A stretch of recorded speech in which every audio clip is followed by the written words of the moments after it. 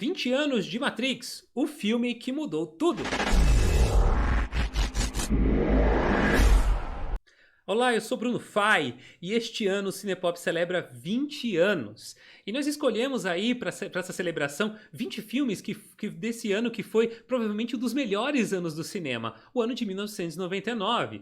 É uma época em que estava todo mundo morrendo de medo do bug do milênio, a gente achava que a internet ia salvar as nossas vidas, todo mundo estava nas salas de chat, o ICQ estava bombando e o tio Bill Gates estava ali ainda correndo atrás do prejuízo com um tal de MSN Messenger.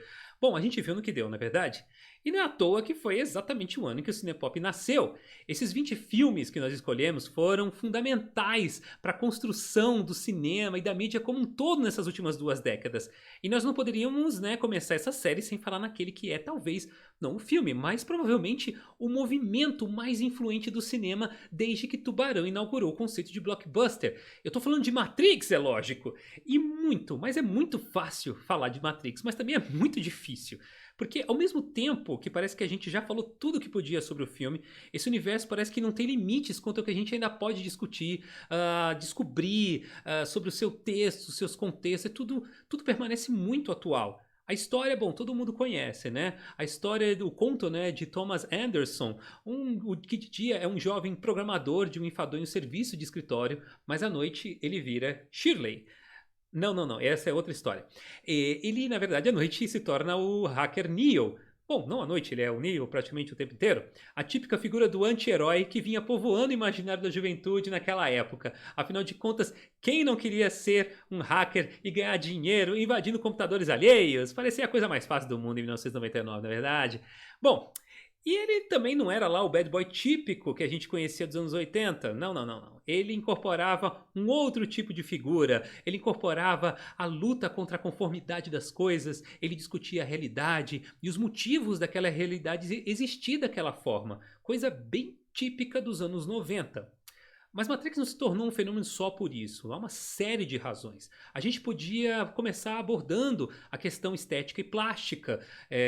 Diga de passagem, uma das questões que é mais levantada quando se fala de Matrix. Afinal de contas, ele influenciou toda uma geração de artistas em várias áreas. Desde o uso do vinil preto, passando pelos óculos escuros, os sobretudos, os coturnos, a moda gótica encontrava ficção científica e o cyberpunk estava com tudo naquela época. Dicas de passagem, Matrix bebe de uma série de fontes de ficção científica. Desde animes como Akira e Ghost in the Shell, os mais evidentes em termos de visual e estética narrativa, passando pela literatura de gente como Philip K. Dick e especialmente William Gibson, o criador da trilogia Sprawl, da qual pertence o seu mais famoso romance e talvez o mais famoso romance da ficção cyberpunk, Neuromancer, que inclusive na sua trama apresentava uma tal de Matrix. Será que tem alguma relação? Enfim, há quem diga, inclusive, que Matrix chupinhou toda a sua trama de uma certa obra de quadrinhos. Hello, Mr. Grant Morrison. Bom, quem leu Os Invisíveis pode até dar alguma razão para ele. Eu li, e os paralelos estão lá, são vários e são inegáveis. Mas copiando, homenageando, se inspirando, o certo é que o longa é muito maior que seu enredo. Só no campo dos efeitos especiais foi responsável por nos apresentar um dos mais emblemáticos de todos os tempos, o Bullet Time. Quem imaginaria, naquela época, fotografar um momento com 120 câmeras digitais e juntar as imagens para dar a ilusão de uma câmera super lenta, mas tão lenta que quase parecia que o momento estava estático. E ver esse momento de todos os ângulos era uma coisa muito louca. Esse efeito foi tão poderoso que ele foi copiado a exaustão nos anos seguintes, principalmente nas comédias. Era batata você ligar a TV no meio da tarde e você encontrar alguém lá fazendo um bullet time. Pois é, poderíamos inclusive falar também, sei lá, dos aspectos teológicos que permeiam a trama e que inclusive usava muitas alegorias bem explícitas que vão desde o cristianismo passando pelo hinduísmo, o budismo e até o gnosticismo. Mas Matrix é um dos poucos filmes a abordar questões filosóficas, levando para o grande público discussões complexas e difíceis de forma mais simples, como o famoso mito da caverna de Platão, passando pelo paralelo entre Neo e Descartes quanto à sua busca pela verdade, sempre duvidando da percepção das coisas que compõem a realidade. Bom, pelo menos a sua única e primeira certeza é que je pense, donc je suis, ou penso, logo existo. Pelo menos isso o Neo tinha que ter certeza, não é verdade? E nessa linha a gente acaba chegando aí em outras questões mais profundas, como a base do conhecimento socrático e a própria afirmação que constrói, ou, se você preferir, desconstrói o nosso personagem. Só sei que nada sei. Ou, se preferir, o conheça-te a ti mesmo. Frase, inclusive, que não brota do nada naquela cena com a Oráculo. Afinal de contas, Neo precisa desconstruir o seu conceito de realidade, ainda que ele não goste dela, é a única que ele conhece, para poder aceitar a realidade como ela realmente é e construir o seu conhecimento. De certa forma, isso também conversa com as ideias de liberdade de Kant, que exprimem aquela ideia de que ninguém pode nos salvar, exceto nós mesmos. E aqui nós chegamos a outra base muito importante da construção filosófica de Matrix, baseada na ideia da hiperrealidade, um conceito que as irmãs Wachowski pegaram emprestado do sociólogo e filósofo francês Jean Baudrillard. Nossa, nomezinho bacana. Os conceitos desse último, inclusive, um cara que não era lá muito fã do filme, provavelmente são as bases mais importantes para a gente, para o entendimento não só da trama, mas para você poder entender por que o filme permanece tão atual. Outra frase importantíssima para entender o conceito de Matrix é proferida pelo vilão Cypher, o personagem do John Pantoliano. Quando ele diz "Ignorance is a bliss", que pode ser traduzida como "ignorância é maravilhosa" ou "a ignorância é uma bênção", ele corrobora a ideia básica da hiperrealidade, de que essa é uma realidade artificial construída e aceita por aquela pessoa que a constrói. Bom, e vamos pensar sério, né? Nunca esse conceito foi tão terrivelmente atual quanto ele é.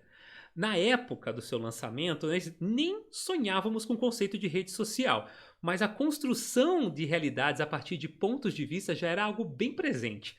A mídia como um todo já moldava a nossa compreensão do mundo. Como disse George Orwell anos antes, a história é escrita pelos vencedores. Então imagine se Cypher fosse bem sucedido em sabotar a resistência e matar o Neo.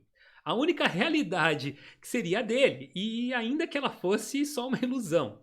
Não importaria ser enganado, desde que essa verdade que ele aceita seja confortável. O próprio Baudrillard já questionava, né, a construção da realidade a partir de um ponto de vista, exigindo que abandonássemos a nossa visão clássica e linear das coisas, quando ele afirmava que, por exemplo, a guerra do Iraque nunca existiu, que ela foi uma guerra virtual. Mas calma lá, ele nunca afirmou que foi uma guerra de videogame ou que não foram enviadas tropas, nem teve troca de tiro. A única coisa que ele questionava era o cerne da guerra. Segundo o filósofo, ela não nasceu para libertar um povo, mas para esconder um ataque. E a filosofia de Matrix lida constantemente com isso. Ainda que o filme original não trouxesse essa discussão, nas sequências ela fica muito mais clara. Por exemplo, quando o arquiteto cita as versões anteriores da Matrix, digamos. Mas Cypher, ainda no primeiro filme, adiciona essa camada, toda aquela pancadaria, efeitos e lutas coreografadas. Morpheus o tempo todo fala sobre a disposição das pessoas em defender aquela realidade, algo muito parecido com o que nós vemos nos dias de hoje nas redes sociais.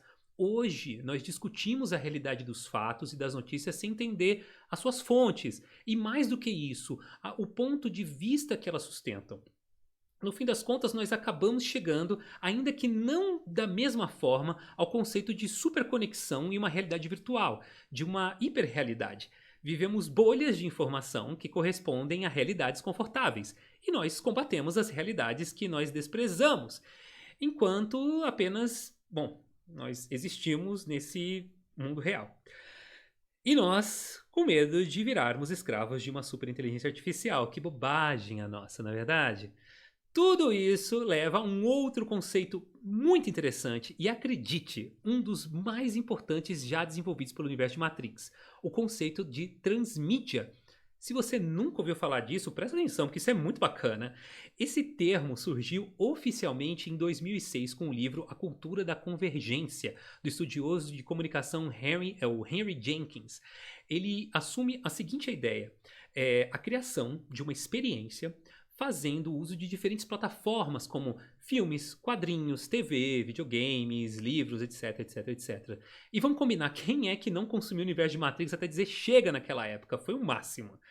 Mesmo não sendo uma ideia muito nova, depois de Matrix, a busca por uma experiência multimeio tem sido constante, com empresas de mídia adquirindo outras empresas para complementar o seu leque de produtos. Não é, dona Disney? Mas foram raras as vezes que vimos um case de transmídia tão bom quanto o de Matrix. Nos últimos 20 anos é possível citar, por exemplo, a série Lost, e olhe lá. Antes disso, objetos de culto como Star Trek, Star Wars, espalhavam-se por outros meios como uma forma de sobreviver, mas nada tão imersivo quanto fez Matrix, que inaugurou o conceito, olha, antes mesmo dele sequer ter um nome. O grande segredo da transmídia de Matrix, em detrimento a outras experiências, que muitas vezes assumem mais um conceito de brand content, indo atrás de dinheiro pelos bonequinhos, lancheiras, cadernos, etc., do que as experiências em si, é a forma como o universo criado pelas Wachowski transita de um meio para outro e se adapta a ele sem perder a essência original. Veja os Animatrix, por exemplo. Todas as histórias fazem parte desse universo e complementam ele de alguma forma. Seja ao contar, sei lá, as origens da guerra, seja ao apresentar personagens que vão aparecer nos filmes ou que apareceram nos filmes, ou, sei lá, explicar conceitos que foram apresentados no filme, mas que não foram muito desenvolvidos, como, sei lá, a ideia do déjà vu, por exemplo. Ainda que ele mantenha uma constância em somar a trama principal, o que vemos não pode influir de forma determinante para a trama do filme. Mas também ele também tem que ser interessante o suficiente para se sustentar sozinho e a gente querer ver, mesmo que ele não adicione nada de relevante à trama dos filmes. E ainda tem um grande ponto-chave para funcionar nesse caso em específico. Os elementos que compõem a animação estão individualmente equilibrados em harmonia. A estética das animações, assim como a narração, o ponto de vista dos personagens, a abordagem, tudo conversa sobre bases independentes. Não há uma busca por uma uniformidade, como se fosse um produto de massa. Cada um dos curtas animados tem a sua própria identidade visual e narrativa. E eu tô falando só de Animatrix, ainda tem os jogos de videogame, e olha que demorou um pouco aí para eles acharem um equilíbrio aí até chegarem no último jogo, The Path of Neo.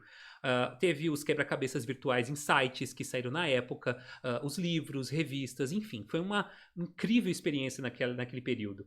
Se fosse nos dias de hoje, é bem provável que tivéssemos, sei lá, filtros de Instagram, games de Facebook, aplicativos para Android, iPhone, quem sabe. O certo é que depois de Matrix, não apenas o cinema, mas o entretenimento e a cultura de massa como um todo nunca mais foi a mesma coisa. E eu acho que é tudo, e eu vou ficando por aqui mesmo. Esse foi o nosso primeiro vídeo dos 20 filmes que marcaram o ano de 1999 para celebrar os 20 anos do Cinepop. Então fica ligado no nosso próximo vídeo, porque nós vamos falar de A Bruxa de Blair. Eu sou Bruno Fai e eu encerro por aqui. Então, galera, muito obrigado e tchau, tchau.